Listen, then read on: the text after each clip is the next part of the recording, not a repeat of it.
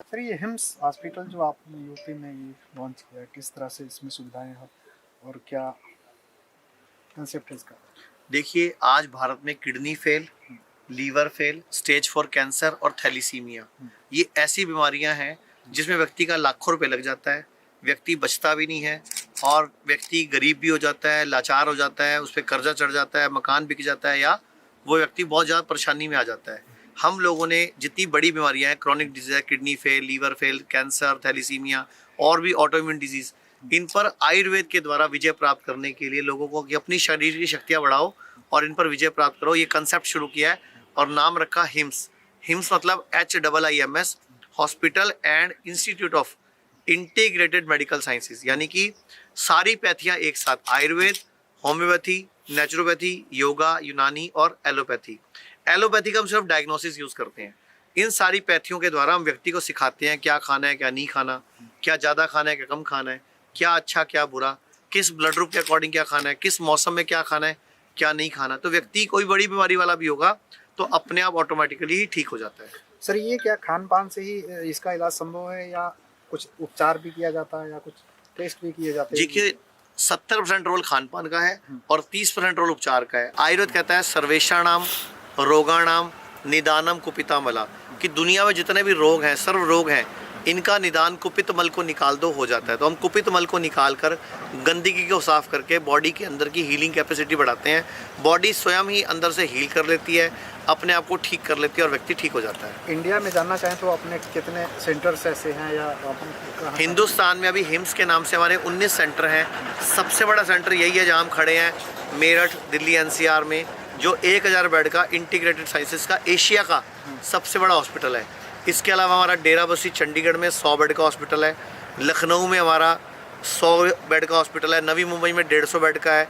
इसके अलावा गुड़गांव, अमृतसर, जयपुर, जोधपुर, लुधियाना, संगरूर, गोवा, ठाणे, मुंबई या फिर चंडीगढ़, बल्टाना, ऐसे भागलपुर बिहार में, इस तरह हमारे पूरे इंडिया में 19 सेंटर हैं। हम सिर्फ अपने सेंटरों में एक ही चीज़ सिखाते हैं कि आप स्वयं ही अपने आप को ठीक कर सकते हो। मतलब दुनिया में अगर कोई किसी को ठीक कर सकता है तो शीशा देख लो, जो व्यक्ति नज़र आए ना वही आपको ठीक कर सकता है और वो हम स्वयं होते हैं। तो इस तरह हम बॉडी को ठीक करना सिखाते हैं। अब दावा करते हैं सर कि किचन में ही बहुत सारे हमारे दवाइयों का या जो भी है, हम किचन से ही बहुत सब चीज़ों को मतलब ठीक कर सकते हैं। वो किस तरह से आप देखो, मैं आपसे एक सवाल पूछता हूँ, अगर एकदम किसी को हार्ट अटैक पड़ जाए तो क्या करोगे? अगर आपके सामने एकदम हार्ट अटैक पड़ जाए तो आम आदमी क्या करता है? एम्बुलेंस को फ़ोन करता है, डॉक्टर को फ़ोन करता है, सारा शोर मचाता है, भागता है इधर उधर। लेकिन मान लो एम्बुलेंस आई ही नहीं टाइम से या व्यक्ति की रास्ते में ही मौत हो गई, क्या करोगे? या हॉस्पिटल में डॉक्टर है ही नहीं, तो हम क्या कहते हैं, अगर किसी को एकदम हार्ट अटैक पड़ जाए तो ज़मीन पे दीवार का सहारा देके दोनों पैर मोड़ के बिठा दो और इतना बड़ा अदरक का टुकड़ा चबाने को दे दो। इतना बड़ा अदरक का टुकड़ा इतना चबाओ कि आंखों से पानी आ जाए। तो आपकी बॉडी में नाइट्रिक ऑक्साइड का प्रोडक्शन बढ़ जाएगा, वैसोडाइलेशन शुरू हो जाएगा, आपको इमीडिएटली एक फौरी रिलीफ मिल जाएगा और बड़ी आसानी से आप हॉस्पिटल पहुंच जाओगे। सर और मेरा एक सवाल ये था कि बाबा रामदेव एक तरह से आयुर्वेद का दावा करते हो भी ठीक करने का, आप भी करते, तो ऐसा क्या बाबा रामदेव और आपका साथ आने का कोई ऐसा आगे है कुछ? जी, बाबा रामदेव और हमारे बीच में बातचीत चल रही है। ये जो दिल्ली का 1000 बेड का सेंटर है NCR में, जो हम बैठे हैं, जहाँ अभी खड़े हैं, इसमें हम बाबा रामदेव को साथ लाने की बात चल रही है। बड़ी जल्दी हो सकता है, 99% उम्मीद है बाबा रामदेव हमारे साथ आएंगे। बाबा रामदेव हमें अपना आशीर्वाद देंगे, क्योंकि बाबा रामदेव आज एक मिशन की तरह काम कर रहे हैं। जैसे ठंडा मतलब कोका कोला बोलते थे हम, तो उन्होंने बोला टॉयलेट क्लीनर मतलब कोका कोला। तो ऐसे करके उन्होंने बहुराष्ट्रीय कंपनियों की खूब खाल उधेड़ी है और मेडिकल माफिया, फार्मा माफिया को बाबा रामदेव बड़ी अच्छे से टक्कर दे रहे हैं और बड़ा अच्छा काम कर रहे हैं।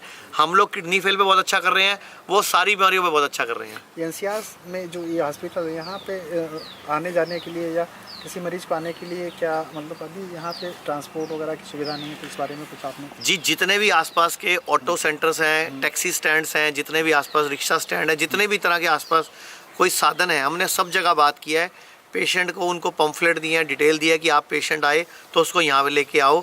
एक बार पेशेंट का आना शुरू हो जाएगा गंगा के किनारे, आप यहाँ पे देखो, आप भी खड़े हो इस टाइम, इतनी पॉजिटिविटी है कि यहाँ पे कोई भी टेंशन रहती नहीं है। अगर टेंशन होती भी है ना, हम देखते हैं थोड़ी देर में दिमाग बिल्कुल शांत हो जाता है, क्योंकि गंगा की हवाएं, हमारा जो आकाश तत्व है, ये वायु तत्व है, यहाँ पूरा पूरा ऑक्सीजन का भंडार है जिस जगह पे हम खड़े हैं। एक लास्ट सवाल है कि सर आप एक दावा करते हैं कि एलोपैथिक में लोगों के पैसे बहुत ज़्यादा लेते हैं, तो आपका किस तरह से उससे कंपटीशन या मैं कह सकता हूँ कि उससे कम कीमत में किस तरह से आप इलाज करते हैं? जितना एक बड़े हॉस्पिटल में एक दिन का खर्चा होता है, उतने में तो 7 दिन में हमारा पेशेंट घर भी चला जाता है, काफ़ी कुछ सीख के। मतलब जितना बड़े हॉस्पिटल का एक दिन का खर्चा है, वो हमारा लगभग 7 दिन का खर्चा है। और 7 दिन में हम पेशेंट को छुट्टी दे देते हैं कि आप सीखो, अपना हमसे ट्रेनिंग लो और घर जाओ। किडनी फेल के पेशेंट को हम 15 से 21 दिन के लिए बोलते हैं, थैलीसीमिया के पेशेंट को हम 21 दिन के लिए बोलते हैं। बाकी लीवर फेल है, कैंसर है, इनको हम हफ्ता 10 दिन 15 दिन डिपेंड ऑन प्रॉब्लम। बेसिकली ये इंस्टीट्यूट है, हमें यहाँ ट्रेनिंग देनी है, हमें एजुकेशन देनी है कि कैसे आप अपनी बीमारी को हरा सकते हो। खाने पीने का तरीका, लाइफस्टाइल सिखा के हम व्यक्ति को सिखाते हैं कि कैसे अपने आप को हील करो, अपने आप को रिजनरेट करो, रिपेयर करो। और आपको बताते हुए मुझे बड़ी खुशी होगी कि हमारे हिम्स पर एक स्टडी भी हो चुकी है। दयानंद मेडिकल कॉलेज जलंधर और श्रीधर यूनिवर्सिटी पिलानी, इन लोगों दोनों ने मिलकर 100 पेशेंट पे हमारी स्टडी करी। 6 महीने ऑब्जर्वेशन स्टडी चली है। उस स्टडी में ये पाया गया कि 100 में से 70 लोगों का डायलिसिस बंद हो गया और 20 का कम हो गया। 10 ही पेशेंट थे जिनको बहुत कम आराम मिला।